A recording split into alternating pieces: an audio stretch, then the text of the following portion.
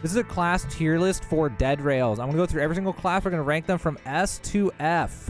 So first off, let's take a look at the musician. I'm going to say this one is F. If you're playing with your friends, sure, it can help some, but it's just not good. You're going to heal people over time, but like maybe for the first town, it's okay. And then after that, you have bandages and things. Like, what are you even doing? And it's not going to stop you when you get swarmed. A lot of times when you die, you just got swarmed, and that's what happens. So, and then also you have your banjo out, so you're not even going to help people with melee. Then there's the doctor. So the doctor's actually, I'm going to put him in A. He's only good if you're playing with friends, obviously. If you're playing solo, he's automatically like a C. He starts with meds, so that's nice. Even as solo, it's like, oh, I got snake oil and bandages to start with. But if you're playing with friends, he's super nice, because especially on normal and scorched earth, because he can also, if you're out of meds, you can revive people for half your health, and then it'll just regen. So that's super nice. Then we have the arsonist. I'm going to put him in F. It's like, in theory, yes, the Molotovs and double damage is good and all.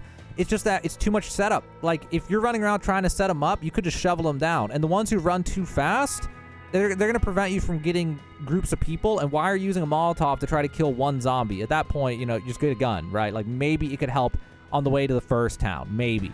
And then it's completely useless after that for most things. So I just think it's pretty much a worthless class. Then we got the miner. I'm going to put this thing at C tier. People think miner's good, but it's not. If you didn't know, shovels can break the rocks. It just takes a little while. You got to do a heavy swing with the shovel in order to break a rock, and it takes like 10 swings or 15 swings. So the miner just speeds that process up, and that's it. That's all that it does. It doesn't get additional materials. It doesn't do anything else. The only upside to the miner, I think, was they start with, let me see here. They start with 2 coal. So the miner starts with 2 coal. That's pretty nice. That's it, though. And then after the first town, your miner's pretty much useless. It's a useless class after you get to the first town, maybe the second town. So that's kind of the situation with that. Then we have, let's take a look at the cowboy. So the cowboy, S tier. The cowboy is extremely good, super noob friendly. You start with a horse, and if you're on the horse, nothing can catch you except for other cowboys maybe. You start with a revolver and ammo. So then you can just sell the gold bar, buy, you know, 2 coal or 3 coal, or buy 2 coal and buy another revolver ammo, and then you can clear an entire town by yourself if you can aim. And it just starts you off on a good foot, and then you're ready to go. And after the first town or two, now you're just in a great spot. You have money, you have ammo. So like, it guarantees a safe beginning, and then it's not bad because you already have a horse. So it's like the horse is helpful even if you don't run into any cowboys or anything or outlaws. I mean, you still have a horse, so that's super nice. Werewolf. Werewolf is S tier. It's kind of weird, but like the main thing is during the day, you're like, once you have a gun, it's not a big deal. When you don't have a gun, you can't melee the weak zombies very well anymore because they're faster than you during the day. But the big thing is that most of you are going to die at night. You're going to get caught out at night and get swarmed by zombies or werewolves. And if you're playing as the werewolf, you're faster than them at night. So then even at night, you just run around and you're okay. You don't have to worry about getting caught at night. And that's the big thing that kills most new players. And then later on, you have a gun. So even if you're slow during the day, you just have, you know, 2 rifles or a shotgun and a rifle or something like that. And then you just kill everything that gets in your face. And so it doesn't matter if you're slow. So starts off strong and continues pretty strong. And it has a little bit of downside, but not a ton. Okay, so the next one we're going to take a look at is ironclad. So ironclad is kind of B. It actually kind of screws you over in the early game if you're playing solo, because you're so slow that the slow zombies are going to beat you up now. And that even though the armor is going to help, unless you have guns and ammo, which you're not going to have a lot for the first town, it could get you killed on the way to the first town trying to get the money to buy everything at the first town. Once you get past the first town or two, though, and then you have guns, it's actually really nice because now you have armor without having to buy it. So it really helps you from towns like 2 to 4.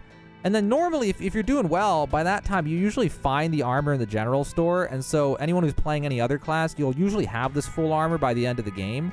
And so, like, it's almost A, honestly, because I'm gonna move it up to A, actually. It's B or A, depending on you and how you play the game. Just because, yeah, you're slower, but it helps you, you know, it can hurt you on the way to the first town, but then from town 2 to 4 is where a lot of people die as well, and it makes you a lot better there as long as you have guns and ammo. As long as you have guns and ammo, it's fine. If you don't have guns and ammo and you have melee, you're going to get destroyed because the armor is not going to help you when everything can catch you. Then we have the packmaster. Oh, man. I want to put it B just because it's fun. Realistically, for beating the game, it's kind of C. I'll put it B though, because if you're skilled, there is something you can do. You can have wolves in your bag, and if you're in trouble, you can just drop wolves out of your bag, and it'll distract the enemies and give you a chance to get away. Also, if you get attacked by wolves, you can just have them hit you and then put them in your bag, and then use them as, like, you know, poise. You can also put them on the train, and the enemies will go for them instead of you. If you put them high enough, the enemies can't reach the wolves, and they'll get stuck on the side of the train and not chase you. And so there's a lot of, like, technical ways that you can use the packmaster to be super OP, but it's like it's too much effort. So it's like, it can be good, it can be bad. It's definitely very fun. It's just there, right? It's all right. Then we're gonna look at the survivalist. I'm gonna put the survivalist at A. It's actually surprisingly good. You're just missing a little bit of health, and then it helps you get that one-shot kill with rifles at longer ranges and things, because it increases your damage when you're missing health. And so it's like, it's something where you don't really have to think about it very much, but you get value. You're not trying to, like, brute force anything. It's just like, you just play the game as you would play it anyway, and then you just get benefits. So, like, super noob friendly. I think later on, if you're really experienced at the game, it goes down to B, because it's just, I would rather play something else. But I'm going to put it A. New players, it's pretty good. It's just like, you get a lot of value without having to really think about it. Then we have the Alamo. This one is also A. I would say it's better than the survivalist. It's good for team play, and it's probably better than the ironclad, because you start with the helmet, so you get some defense, but mainly it helps you buff up the train, which is really helpful if you're playing with teams and you're all new to the game. You can make the train just basically invincible and just be able to hide in it at nighttime. So for new players, Alamo, super helpful. I highly recommend for a new player. Then we have the zombie class. This one, is it F or is it C is my only question. So, the zombie class cannot self-heal. It can only eat zombies in order to heal. And it's less detected by zombies, so it's a little bit easier to rob banks and things. But it's like, it's not really, like, it's all right in the early game, because you might be able to, like, rob a bank more easily. But if you are missing health and you get, like, swarmed, you can't pop snake oil or anything. And so mid to late game, it's going to get you killed so many times. Like, oh, I got 2 werewolves on me. I die no matter what. I can't use a snake oil. I can't do anything. I'm done. So just even though, like, it has some niche scenarios you can get value, it's just stupid. It's a really bad one to use. It's not, I do not recommend. Then we have the conductor class. So the conductor class is S tier. I would actually put it at the top of S tier. So if you're good at the game, it's S tier. If you're new to the game, it's good to have, but it's not crazy. Because the big problem you'll run into if you play this game a lot is the only thing that limits how fast you can get things done is how fast the train moves. And it makes the train go faster. And you get starting coal. So there's a good meta with the conductor. You can just throw the coal in, sell the gold, buy a navy revolver and 2 revolver ammo, and then that coal will get you to the first town no matter what. You go there before nightfall, and you can get there before nightfall. You can rob the bank before nightfall, get the bonds, get the gold, get the silver, put it in the train, and then throw some zombies in the furnace, and then make it to the next town, and now you've got everything you need, and then you just repeat. It's the fastest class for farming bonds.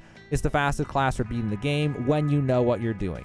If you don't know what you're doing, I mean, it's nice because your fuel goes further. If you're brand new to the game, it's probably just B.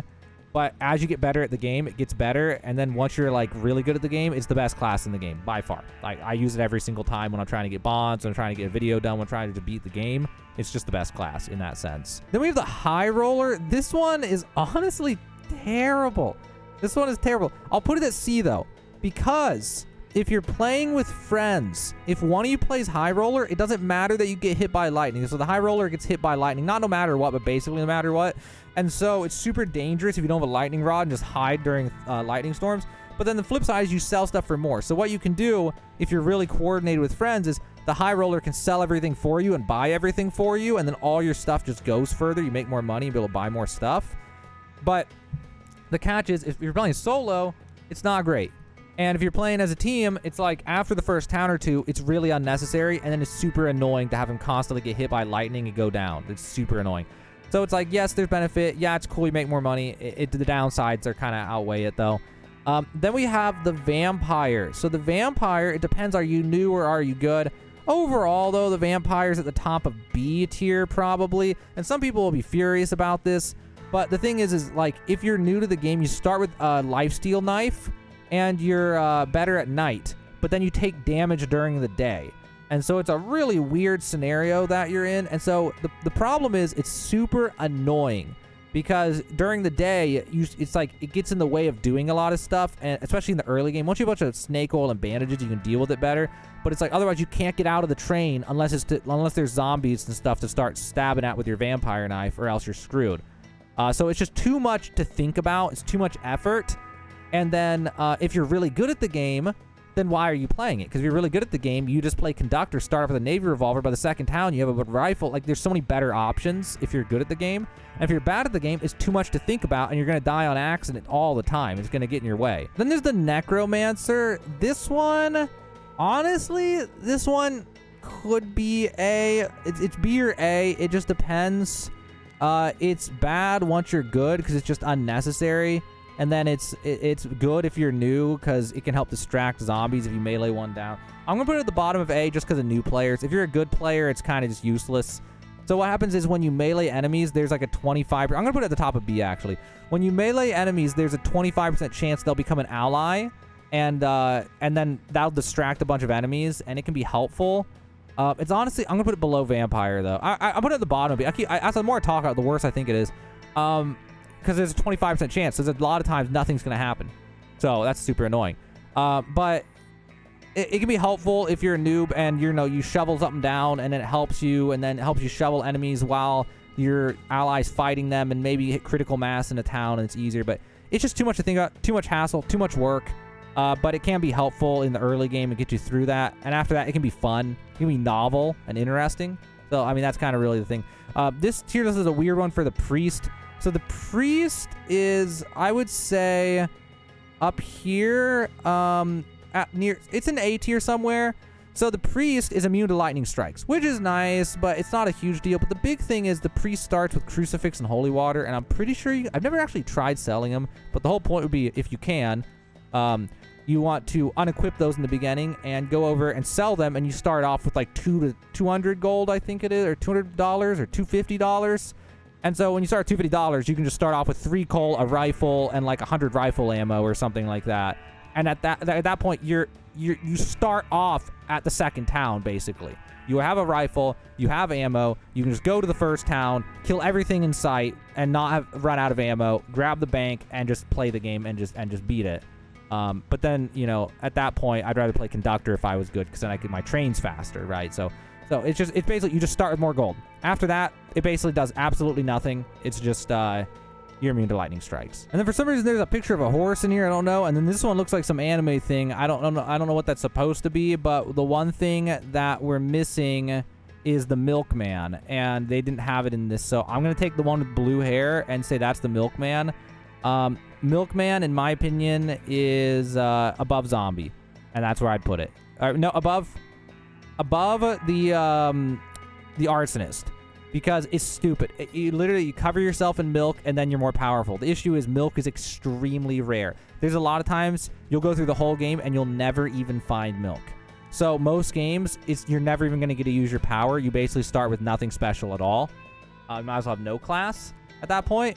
And then, yeah, it makes you more powerful, and that's cool, but it's like novel and it's interesting, but it's not like I'd rather play so many other classes. There's just so many other things that give so much more consistent benefit. So yeah, guys, that was the tier list. That's all the classes that are in the game right now.